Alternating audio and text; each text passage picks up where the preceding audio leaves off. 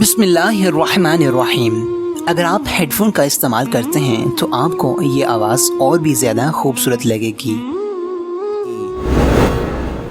حضرت عبداللہ بن عباس رضی اللہ تعالیٰ عنہ سے مروی ہے کہ رسول اللہ صلی اللہ علیہ وآلہ وسلم نے فرمایا، اللہ تعالیٰ اس شخص پر لعنت کرے جس نے غیر اللہ کے لیے ذبح کیا۔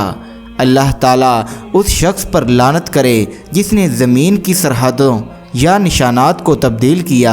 اللہ تعالیٰ اس شخص پر لعنت کرے جس نے نابینے آدمی کو راستے سے بھٹکایا۔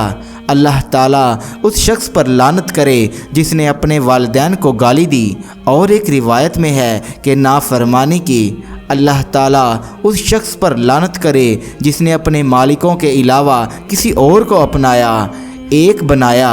اللہ تعالیٰ اس شخص پر لعنت کرے جس نے کسی جانور سے بدکاری کی۔ اللہ تعالیٰ اس شخص پر لعنت کرے جس نے قوم لوط کا عمل کیا۔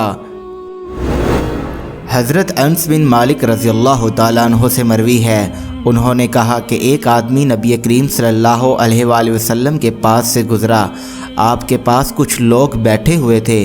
ایک آدمی نے اپنے پاس بیٹھے ہوئے شخص سے کہا، میں اس سے اللہ کے لیے محبت کرتا ہوں۔ نبی کریم صلی اللہ علیہ وآلہ وسلم نے فرمایا، تم نے اسے بتایا ہے؟ اس نے کہا نہیں۔ تو آپ نے فرمایا، جاؤ اور جا کر اسے بتاؤ۔